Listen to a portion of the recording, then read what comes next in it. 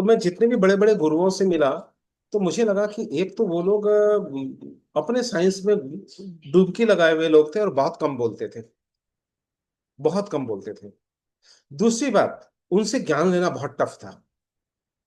और तीसरी बात, वो पहला कदम में और आहट में ही जान जाते थे ये बंदा कौन है, और जो उन्होंने अपने दिमाग में बैठा दिया, 10 साल तक वो उसको वैसे ही सोचते थे।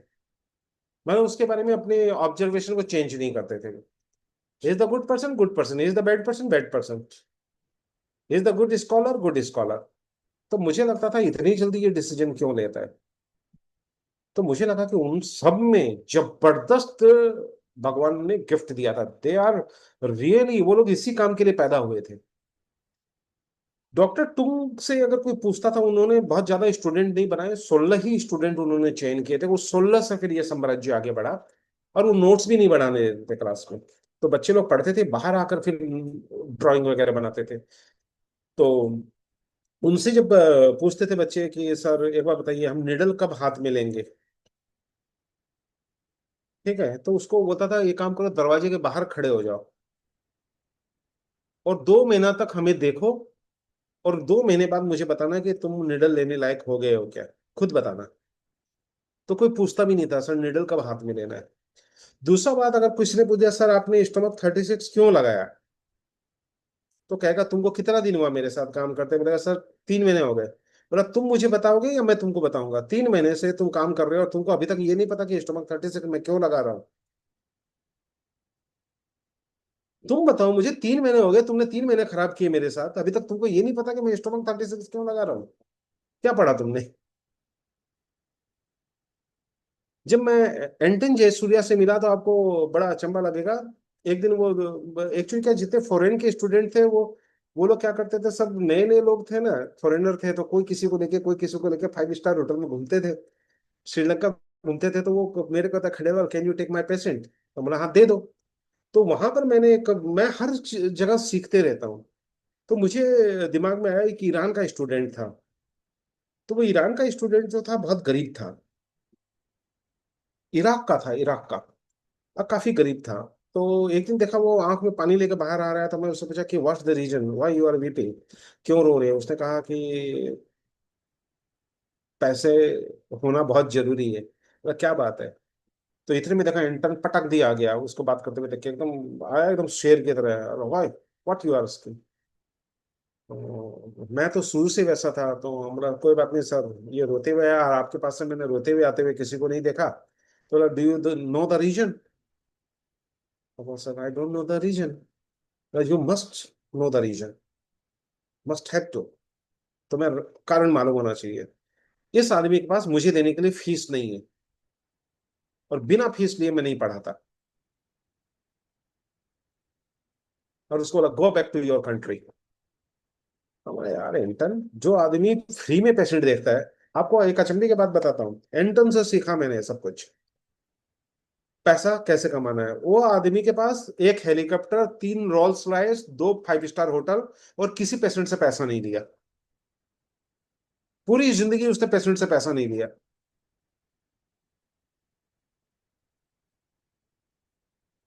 कहाँ से कमाता था मालूम, 5 स्टार होटल से कमाता था। होटल को लीज पे ले लिया उसने, बोला कि भाई तुम्हारा होटल मेरे को लीज पे दे, मेरे फॉरेन के स्टूडेंट रुकेंगे। आधा उन्होंने लिया, और करते करते उसने पूरा होटल ही लीज पे ले लिया, बिना पैसे। क्यों, फॉरेन के स्टूडेंट 100 के बेच में इनके पास आते थे। तो होटल का नाम होना था, वो दूसरा ब्रांच खोलता। रोल्स राइस जल्दी नहीं मिलता था, आपको पता होना चाहिए, वो एक पर्सनैलिटी चेकअप होता था, फिर रोल्स राइस दिया जाता। हर कोई रोल्स राइस नहीं खरीद सका, पैसे लेके भी नहीं खरीद सकते थे उस समय। उस समय नियम अलग था, रोल्स राइस होने के लिए आपका रॉयल पर्सन होना जरूरी है। और वो आदमी बिना पैसे लिए इतना पैसा कमाया। तो मैंने उनको पूछा कि सर एक बात बताइए, आपका पास इतना कुछ है, आप इतना चैरिटी करते हैं, आप इनको फ्री में भी तो दे सकते हैं। मैं बहस करने वाला शुरू में बहुत ज्यादा था, अब तो बहस नहीं करता, मैं शुरू में बहुत बहस करता था। कम बोलता था लेकिन बहस करता था। तो उसने बोला कि yes, what I need money, what he need education, ask me what can I do. मैं ऐसा क्या कर सकता हूँ कि इसके हाथ में पैसे आ जाए। बोला हाँ सर, बात तो सही है। बोला नहीं, दोनों बात अलग है। तुम मुझे कह रहे हो कि मैं ज्ञान फ्री में दूं, मैं ज्ञान फ्री में नहीं दूंगा। तुम ये कह रहे हो इसको रहना फ्री में दो, मैं इसको रहना फ्री में नहीं दूंगा, सस्ता रहना दे दूंगा, मेरे स्टाफ के साथ रख रख दूंगा रूम में। बट ही हैव टू पे इक्वल रेंट जो मेरा स्टाफ अपने घर मालिक को दे रहा है, लेकिन इसको पे करना होगा। बोला क्या हुआ? बोला ठीक है।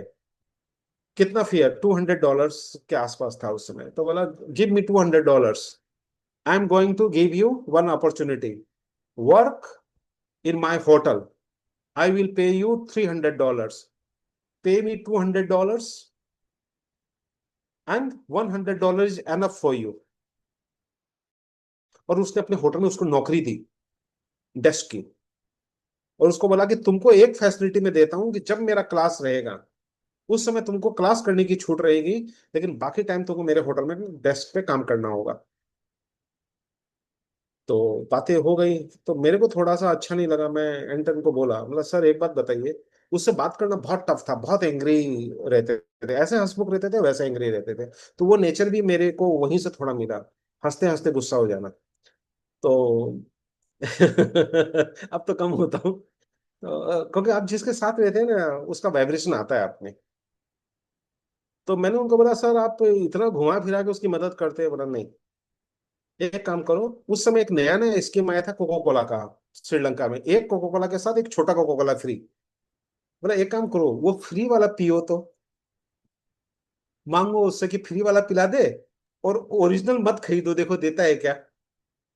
वो खरीदोगे तो फ्री वाला मिलेगा, वो नहीं खरीदोगे तो फ्री वाला नहीं मिलेगा। बोला बात सही है। बोला देखो, अगर मैं इसको डायरेक्ट दे देता, इसको पैसा का अहमियत नहीं मालूम होता। अब मैंने इसको दो चीज दिया है जिंदगी में, सर्वाइवल दिया है। ये आदमी अपनी जिंदगी में मेहनत से नहीं घबराएगा।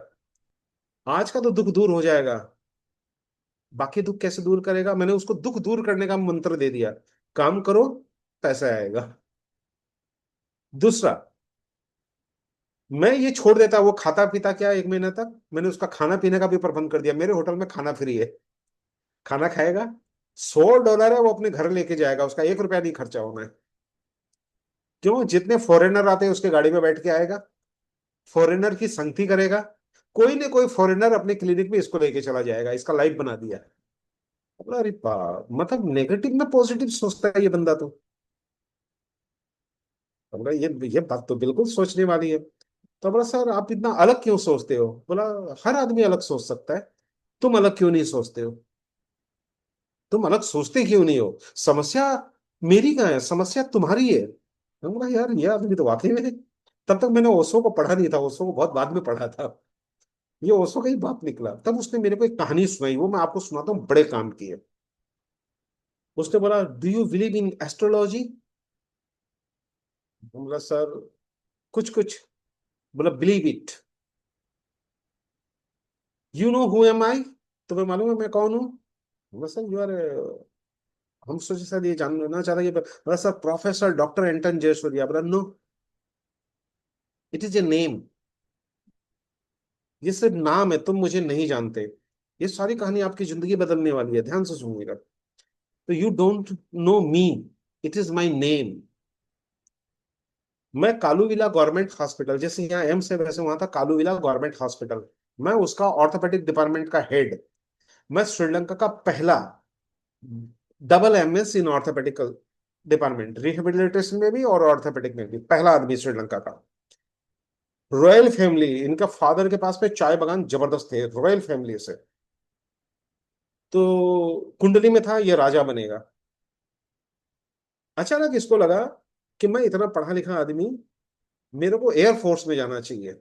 उसमें श्रीलंका का हालत ही ऐसा था, मुझे एयरफोर्स में जाना चाहिए। उस समय एक वैकेंसी निकली थी, नीदरलैंड या कुछ ऐसा कंट्री था, मैं भूल गया। उस कंट्री में एक वैकेंसी निकली थी, और उसके ट्रेनिंग दे रहे थे यूके की आर्मी। उनको मिलिट्री का एक डॉक्टर की जरूरत थी। तो बोला मैंने अप्लाई किया, और एक और था उसने, हम लोग लास्ट में 2 लोग एकदम सिलेक्ट हुए थे। और हम, तो मुझे था कि मेरी क्वालिफिकेशन के आगे उसकी क्वालिफिकेशन नहीं है, मैं तो 100% सिलेक्ट रहूंगा। और मेरे को अंग्रेजी अच्छी आती है। और जबकि आपका एक भ्रम तोड़ता हूँ, आधी दुनिया को अंग्रेजी नहीं आती, हम लोगों को भ्रम हो रखा है कि अंग्रेजी से हम काम चला लेते हैं। मेरे को बहुत धक्के खाने पड़े। बहुत सारे कंट्री में मेरे को अंग्रेजी बोलने वाले तक लोग नहीं मिले। जब मैं रसिया गया बहुत दिक्कत आई, चीन गया बहुत दिक्कत आई, डेनमार्क में बहुत दिक्कत आई, पोलैंड में बहुत दिक्कत आई। तो हम लोगों को लगता है अंग्रेजी वाले, अब थोड़ा युग बदला है, लेकिन अंग्रेजी पूरी दुनिया, अमेरिका के बहुत सारे ऐसे प्रोविंस है जिसमें अंग्रेजी नहीं चलती। सुन के अचंभा लगता है ना। तो बात हुई, तो बाद में जब रिजल्ट आया तो बोला मैंने पहली बार दारू की बोतल उठाई, मेरा सिलेक्शन नहीं हुआ, और मैंने कालूविला गवर्नमेंट हॉस्पिटल से रिजाइन दे दिया। रिजाइन दे दिया उसने, हेड ऑफ द डिपार्टमेंट से। और बोला मैं अब नहीं करने वाला। एक वो एस्ट्रोलॉजर को बुलाया, बोला मेरी कुंडली देख, मेरी कुंडली में क्या लिखा है। देखा उखा तो बोला तू तो मौत के मुंह से बच के आया है, वहां होता तो तू मर जाता। बोला ऐसा क्या बात कर रहे हो। तो बोला नहीं, तू तो राजा बनेगा, तू कुछ भी करेगा, पैसे तेरे पीछे दौड़ेंगे। और वही हुआ। तो वो बोला कि मुझे जाना चाहिए। वो वापस गया वहां पर, कि उस आदमी का हाल देख कर आता हूँ, जो मैं बनना चाहता था वो नहीं बना। तो मालूम पड़ा वो आदमी को क्वाड्रिप्लेजिया हो गया। जब वो पैराशूट से कूद रहा था ट्रेनिंग के लिए, तो एक पत्थर पे उसके पैर पड़ गया, और उसके मतलब दोनों हाथ दोनों पैर चले गए, और वो बिस्तर पे था। तब उसको लगा कि अरे, जिंदगी वो नहीं है जो आप चाहते हैं, जिंदगी वो है जो बार बार इशारा करती है आपको, आप देना चाहो। वापस आया, गवर्नमेंट तैयार बैठी थी लेने के लिए, नहीं गया। बोला नहीं, अगर आप गवर्नमेंट मेरे से इतना ही चाहता है तो जो कालूविला गवर्नमेंट हॉस्पिटल की जो पीछे वाली जगह है वो मुझे दे दो, मैं वहां पर कुछ करना चाहता हूँ। और एक्यूपंक्चर की फिर उन्होंने शुरुआत की। और तब उन्होंने बोला नहीं, जब मेरी कुंडली में पैसे लिखे हुए हैं तो मैं किसी पेशेंट से पैसा नहीं लूंगा, देखता हूँ पैसा मेरे पीछे कैसे आता है। और उसने किसी पेशेंट से पैसा नहीं लिया, not a single. 2 5 star hotel, 3 Rolls Royce, 1 helicopter. पहला आदमी श्रीलंका का जिसके पास इतनी संपत्ति थी। और रसिया आदमी था, काला कलूठा, काला कपड़ा पहनने वाला। पूरी दुनिया की लड़कियां मरती थी उसके ऊपर। वो खुद कंफ्यूज रहता था। और उसने एक दिन क्या हुआ, मुझे, वो वो चलता था, उसकी एक खासियत थी, वो सीधा आता था, यस यस यस ऐसे करके आता था, अपनी कुर्सी पे बैठ जाता था, और घूम के किसी को ट्रीटमेंट नहीं देना देता था। जो आएगा उसके सामने की कुर्सी पे बैठेगा, वो आंख बंद करेगा, निडल लगा देगा, उसको देख लो और चले जाओ। फिर उनके जो टीचर होते थे वो सिखाते थे। एक दिन पूछा, वेयर इज इज खंडेलवाल। सबको लगा खंडेलवाल का क्लास लेगा, बहुत ज्यादा डिबेट करता है। वो आते समय मुझे देख लिया कि मैं वहां के श्रीलंकन लोगों के उसमें था, जबकि हमें अलाउ नहीं था। श्रीलंकन के लिए जो वहाँ के आयुर्वेदिक कॉलेज के स्टूडेंट्स होते हैं वो देखते थे, और हम लोग फॉरेनर में गिने जाते थे, इंडियन भी फॉरेनर में गिना जाता था। तो हम फॉरेन के बैच वाले थे। मैं चाइना से आया था एक्चुअली, मुझे पता नहीं था श्रीलंका में ऐसा होता है। तो दुर्घटनावश चाइना के एक उसमें वहाँ अंग्रेजी नहीं समझ में आई, तो उनके साथ आया हुआ था। तो फॉरेन डेलीगेट में मैं था। तो उन्होंने बोला, तो हमारा था कि हम एक अलग कैटेगरी में, जहाँ अंग्रेजी बोलने वाले और संभ्रांत टाइप के जो पेशेंट होते हैं ना, तो वो लोग हमें दिए जाते थे, और इधर सारे वो पुअर वगैरह वो सब होता था। तो सब मेरे को पेशेंट देते गए, तो मैं वहां चला गया। वहां देख रहा हूँ, वो देख रहा हूँ, तो एंटर ने पूछा, do you know Sinhali language. बोला no sir. Do you know Tamil. बोला नो सर। तो वाई यू आर देयर, तुम वहां क्या कर रहे हो। हम उससे मैं ट्रीट कर रहा हूँ। तो बोला without knowing language how you are treating them. तो हम बोला सर कर देता हूँ। तो बोला ठीक है करो इसका। तो वहीं पे वो सारे लोकल लोग आए हुए थे, बैठे हुए थे। तो बात उत हुआ। तो मैं उस समय तक ये चीज पकड़ लिया था कि जो भी आदमी दर्द वाला होता है ना, वो चाल में और में इंटर्न हमें बोलता था, don't ask the patient, listen the patient. मैं आप लोगों को भी बोलता हूँ, इसलिए मैं, आपने देखा होगा मैं पेशेंट से कुछ नहीं पूछता। आज भी वही आदत है। चाल देखिए, डायग्नोसिस कीजिए, और पेशेंट को खुद बोलिए कि आप क्यों आई हुई हैं। तो उन्होंने बोला ठीक है, यू स्टैंड विथ मी। और आपको अचंबा लगेगा, 1 महीने तक उसने मेरे को ट्रीटमेंट नहीं करने दिया। लास्ट में मैंने 1 महीने के बाद बगावत कर दिया कि मेरा वीजा एक्सपायर हो गया, मेरे को मूर्ख बना दिया, मेरे $3000 लगवा दिया आपने, और आप मेरे को खड़ा करके रखते हो, कुछ नहीं। बोला कि तुमको 1 महीना तक मैंने अपने पास खड़ा रख के सीखने का मौका दिया, तुम सीखना सीखना ही नहीं चाहते हो। हमारा सर 1 महीना तक मैं तो निडल पकड़ने दिया ना, और कुछ क्या खड़ा कर दिया। खंडेलवाल वॉच, खंडेलवाल वॉच, खाली एक ही बात है, खंडेलवाल वॉच। वो खंडेलवाल को खंडुलवाल कहता था, तो खंडुलवाल वॉच, खंडुलवाल वॉच। मैं बता sir, I am not Khandulwal, I am Khandelwal. Yes, you are Khandulwal, Khandulwal watch.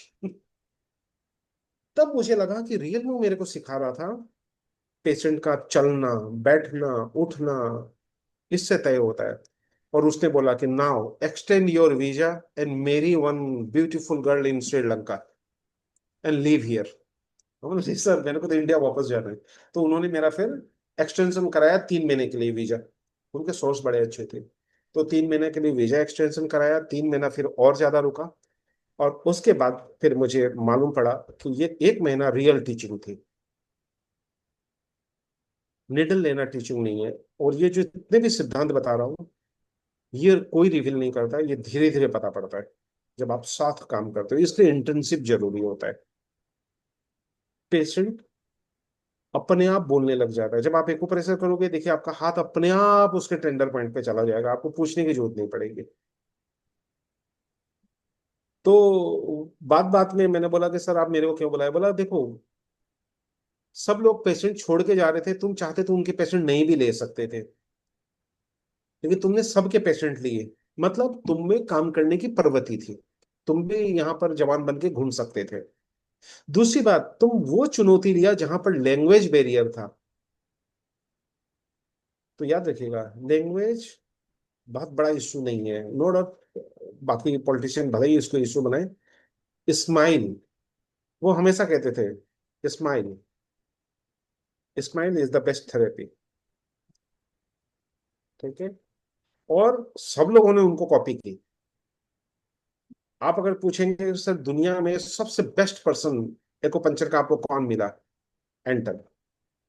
जबकि मैं दुनिया के दिग्गज लोगों के साथ काम किया हूं, लेकिन no one is near to him. जिंदा रॉकेट था वो। आप अचंबा करो, जीरो से चालू करके, कुंडली पे विश्वास करके अरबों की संपत्ति बनाई। और वो कभी भी अपनी जिंदगी में किसी भी पेशेंट को 2-3 निडल से ज्यादा नहीं लगाया। वो सांस लेता, वो इशारा नहीं करता था, खुद भी सांस लेता, पेशेंट सांस लेता, निडल लगा देता।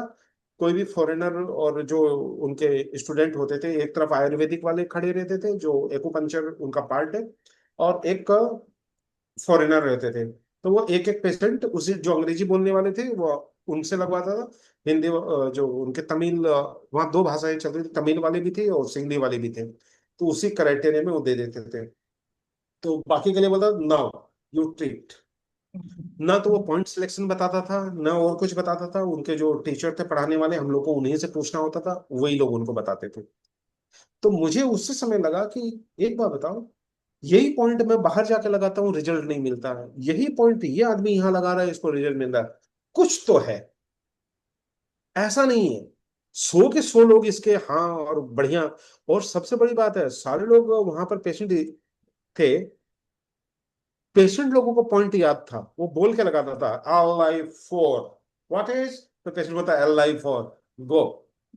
अब वो जितने फॉरेनर और बाकी लगाते थे, तो पेशेंट उसको बोलता था कम, इट इज L-I-4। उन लोग को बड़ा प्राउड फील होता था कि हम लोग अंग्रेज लोगों को बता रहे हैं। गोरे गोरे आते थे तो उनके नजर में सारे अंग्रेज थे, चाहे किसी भी कंट्री से आ जाए। कहीं छूट जाता था वो कहता था, वो बाकी उनको कुछ नहीं आता था, due 20, due 20, put due 20, put L-I-11। कुछ लोग तो इसीलिए जाते थे कि फॉरेनर देखने को मिलेगा और ट्रीटमेंट मिलेगा और उनसे बात करने को मिलेगा। तो वैसे बहुत सारे पेशेंट आते थे वहां, सिर्फ इसीलिए आते थे कि एक बार वहां जाना है, जैसे ताश खेलने जाना है वैसे वहां जाना है।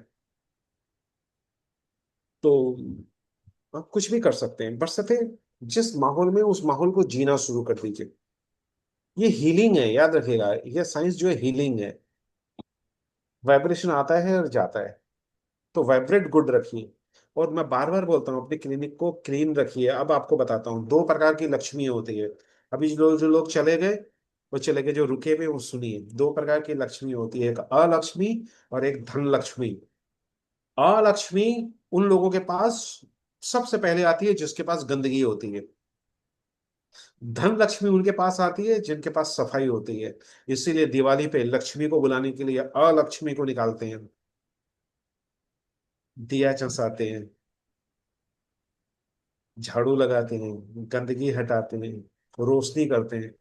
50% क्लिनिक में तो बल्ब बंद करके रखते हैं, नहीं पेशेंट आएगा तो जला लेंगे, अभी बिजली बिल उठेगा। पहले ही अंधेरा करके बैठे हो, अलक्ष्मी पहले आके बैठेगी। बाथरूम सड़ेला टाइप का बाथरूम, नाक पे चिमटी लगा के जाना पड़ेगा, ऐसा बाथरूम रखते हैं।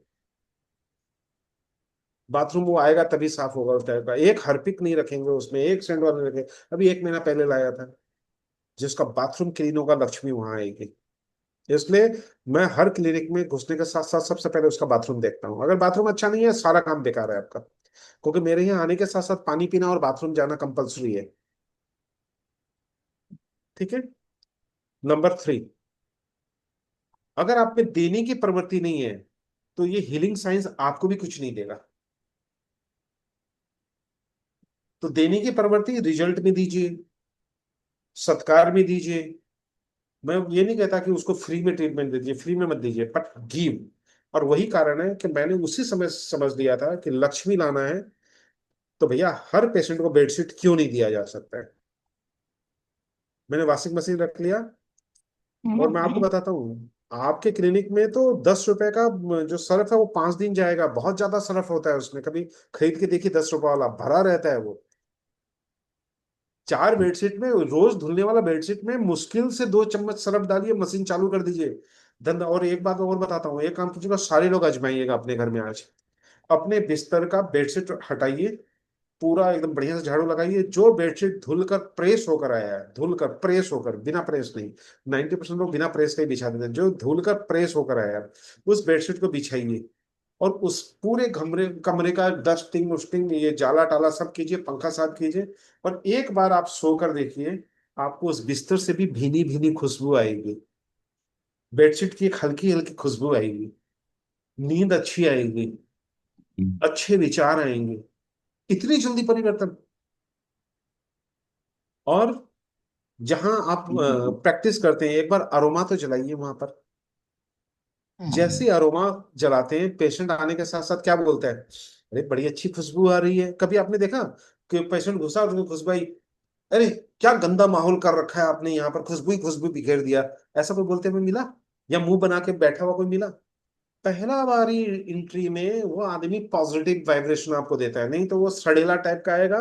सड़ेला टाइप का अपना सारा वाइब्रेशन वहां छोड़कर चला जाएगा। और इसीलिए एक्यूपंक्चरिस्ट लोग भी बीमार होते हैं, मैं आपको बताता हूँ। इसलिए अपनी क्लीनिंग का ध्यान रखिए। कुछ लोग क्या करते हैं, अपनी क्लिनिक में नमक का पानी रख देते हैं। अरे नमक का पानी रखने से नहीं होगा। क्लीनिंग कीजिए, उसके बाद आप नॉर्थ ईस्ट का कोना अच्छा रख दीजिए, नमक अच्छा रख दीजिए, हाथ सफाई का ध्यान रख लीजिए, चलेगा। लेकिन एक ही रूम का खोलिए, साफ सुथरा खोलिए बस। एक ही दिक्कत है, साफ सुथरा होना चाहिए। और मैं आपको एक बात और बताता हूँ। रात को मैं अपने क्लिनिक में हमेशा किया, पहला दिन से जब स्टूडेंट था तब किया, और आपको भी करता हूँ। आप देखिएगा आपका चेंजेस कैसे आता है। मानिए तो करिएगा, नहीं मानिए तो मत करिएगा। मेरे यहाँ ये रूल है कि हम हमारे जो स्टाफ थे ना, शाम को क्या करते थे, भीड़ बढ़ जाती थी, तो वो क्या करते थे, जाते समय बस जैसे तैसे बंद किए, नेक्स्ट डे आकर फिर बेडशीट वगैरह चेंज करते थे। मैंने बोला नहीं, सेम डे आपको सब कुछ करके जाना होगा। तो हमारे यहाँ अगर 7 बजे बंद होता, तो हमारे स्टाफ की छुट्टी 8 बजे होती है। 7 बजे सब कुछ हो गया, उसके बाद पूरा बेडशीट चेंज होगा, सब जाएगा धोने में। जब तक वो बेडशीट धुलाई हो रहा है, तब तक पूरा क्लीनिंग। जितने किडनी ट्रे हैं वो सारे साफ होंगे, जितने कचरे हैं वो डस्टबिन में फेंक होंगे, और बाहर वाले डस्टबिन में वो ट्रांसफर होंगे।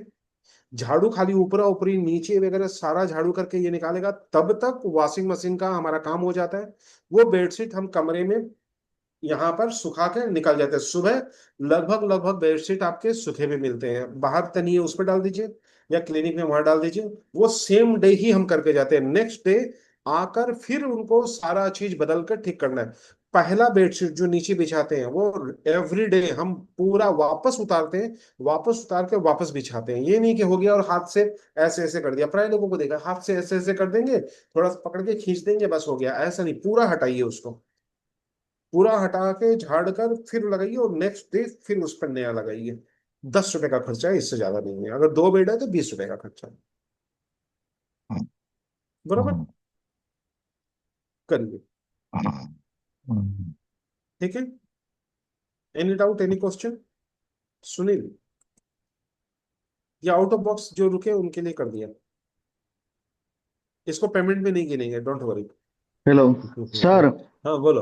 आज हाँ। घुटना दर्द का एक रोगी आया था, तो बहुत हीटिंग उसका घुटना था। हाँ, घुटना तो हॉट ही होगा। जब इन्फ्लेमेशन होगा तो हॉट होगा।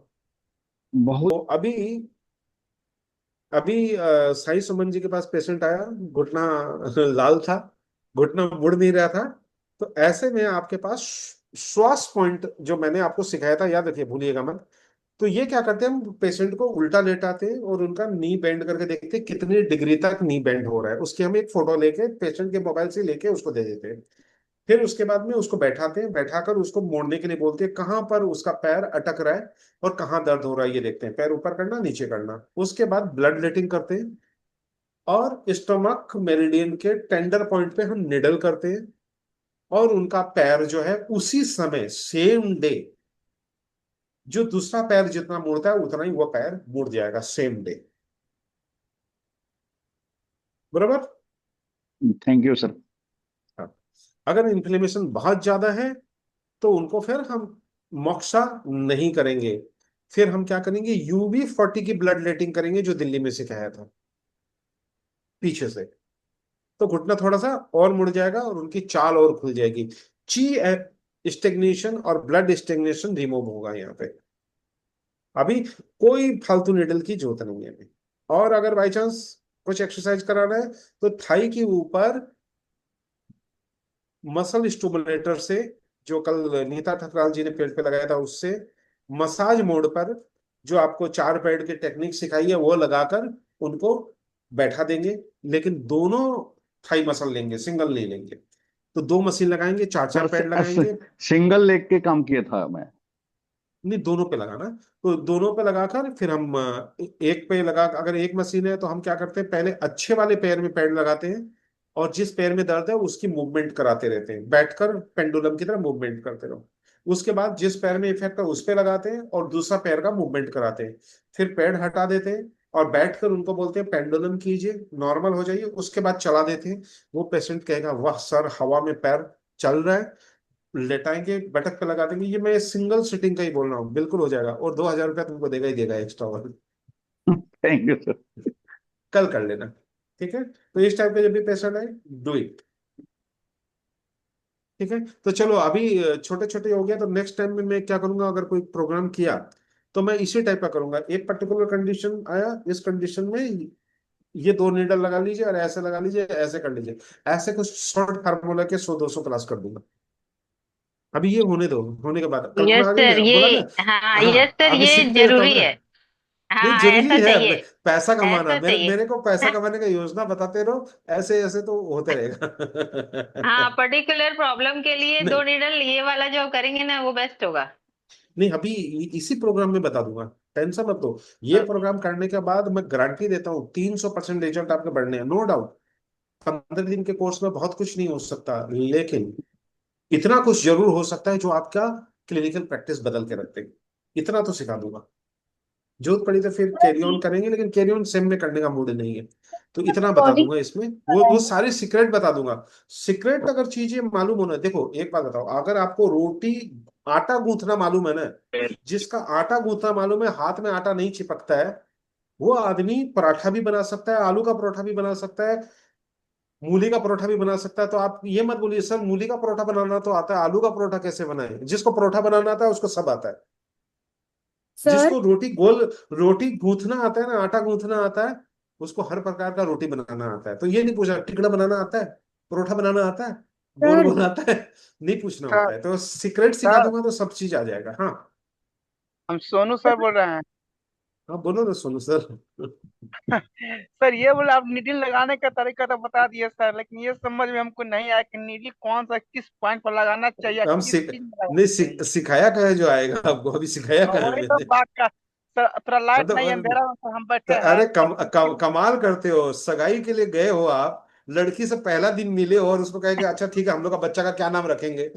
सर हैं? तो वही सर। शादी नहीं करेगी, भग जाएगी वो, कहेगा अरे भाई पहले डिसाइड तो करने दे कि तेरे से शादी कर रही है कि नहीं कर रही है, तुम बच्चे के नाम पे आ गए। अभी तो मैं आपको बता वही रहा सर हूँ, आपका हाँ आपका दिमाग